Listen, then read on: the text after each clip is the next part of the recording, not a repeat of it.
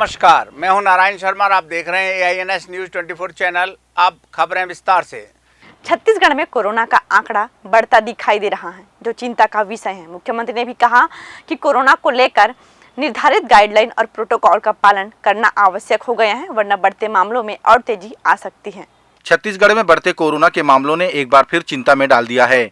अगर हालात ऐसे ही रहें तो आपको पता है क्या हो सकता है।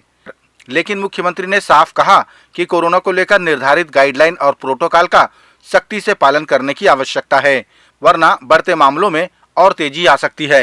बड़ी चिंता का विषय है। कोरोना ये बढ़ रहा है तो उसके लिए पिछले दिनों CS ने बैठक की थी। सभी कलेक्टर SP को और सारे निर्देश दे दिए गए हैं। अब उसे और कड़ाई से पालन करने की आवश्यकता है। बाहर से जो आ रहे हैं उसके भी टेस्टिंग वगैरह करने की आवश्यकता है, क्योंकि और जो भीड़ भाड़ इलाका है वहाँ जाने से जो प्रोटोकॉल है, कोविड प्रोटोकॉल, उसको सख्ती से लागू करने की आवश्यकता है, अन्यथा फिर से ज़्यादा तेजी से फैलने का डर है। अखिल भारतीय कांग्रेस कमेटी के प्रवक्ता पवन खेड़ा ने केंद्र सरकार और प्रधानमंत्री पर कई आरोप लगाए। उन्होंने पुलवामा अटैक से लेकर प्रधानमंत्री के बयान और राष्ट्रपति भवन की बातें भी साझा की।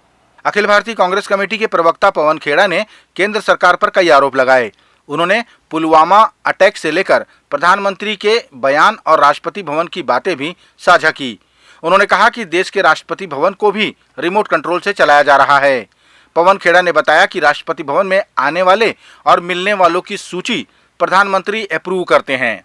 चौंकाने वाली बात है, हमारी महामहिम राष्ट्रपति, हम सबकी राष्ट्रपति, वो किनसे मिलेंगी किनसे नहीं मिलेंगी, उनकी अपॉइंटमेंट की जो लिस्ट है, डेली अपॉइंटमेंट की जो लिस्ट है, वो अप्रूवल के लिए प्रधानमंत्री के कार्यालय में जाती है।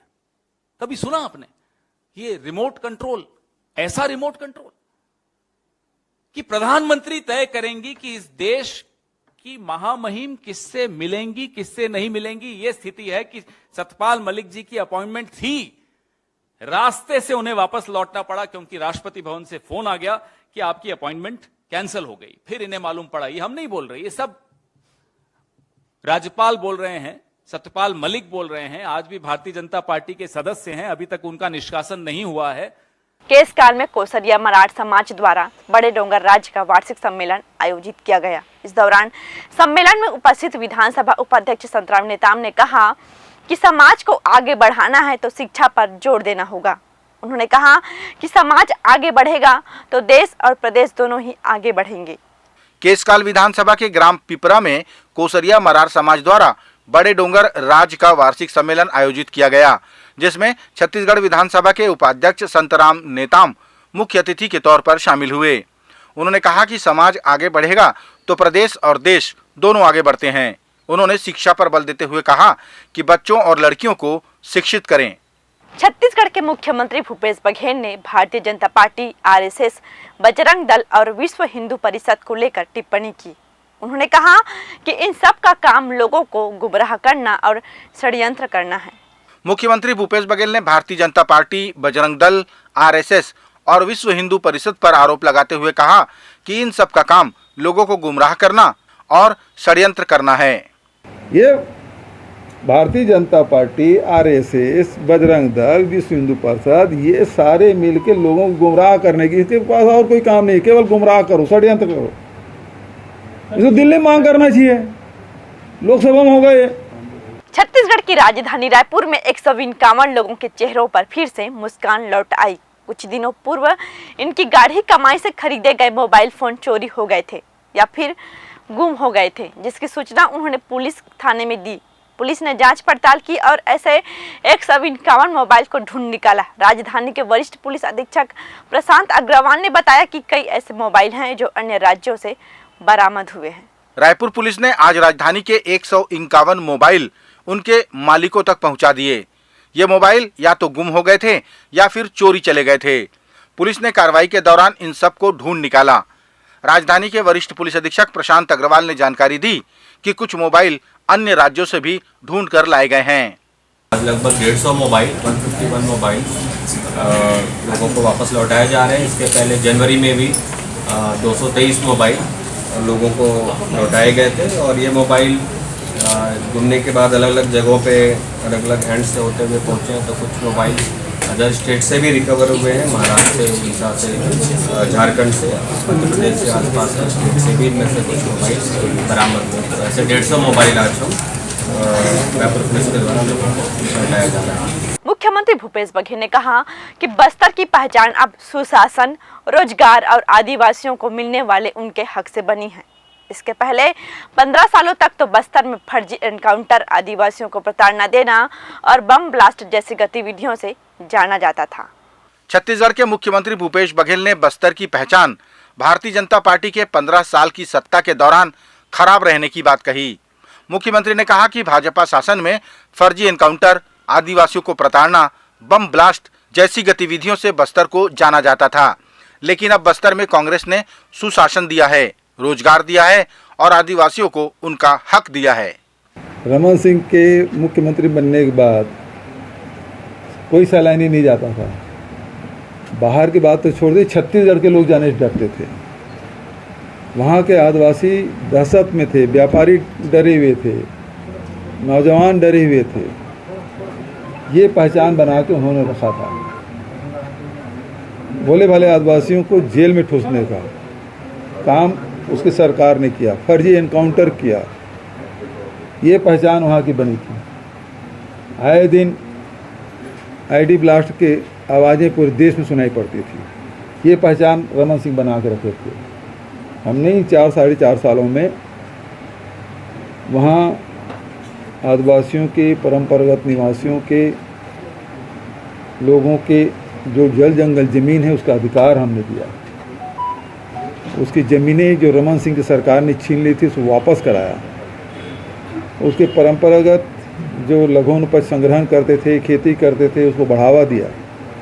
65 प्रकार के लघुन उपज की खरीदी की व्यवस्था के समर्थन मूल्य घोषित किया। लोगों को रोजगार से लगाया। उनके स्वास्थ्य, उनके शिक्षा सबको फिर से शुरू किया। जो स्कूलें बंद थी, जब बीजापुर में, दंतेवाड़ा में, सुकमा में, नारायणपुर में, फिर से हमने शुरू कराया। शिक्षा से लोगों को जोड़ा, स्वास्थ्य से जोड़ा। आज रमन सिंह के समय में न जॉब कार्ड था, न राशन कार्ड था, न ही आधार कार्ड था।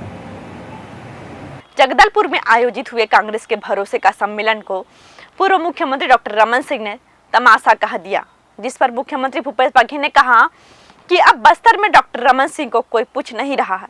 साथ ही भारतीय जनता पार्टी भी बस्तर से साफ हो चुकी है, इसलिए वे ऐसे बयान दे रहे हैं।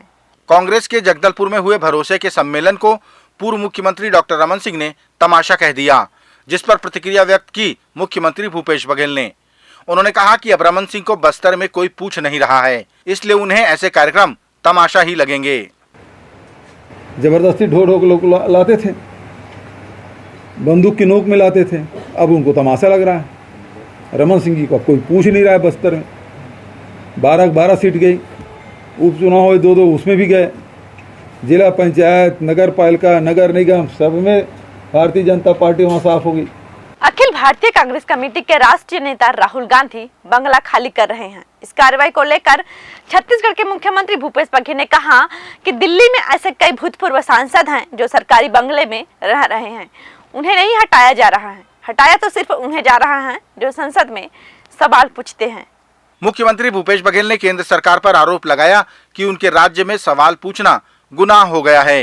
राहुल गांधी से बंगला खाली कराए जाने को लेकर मुख्यमंत्री ने कहा कि दिल्ली में ऐसे कई भूतपूर्व सांसद हैं जो सरकारी बंगले में रह रहे हैं, उन्हें तो खाली नहीं कराया जा रहा है, सिर्फ सवाल पूछे जाने पर यह कार्रवाई की गई है।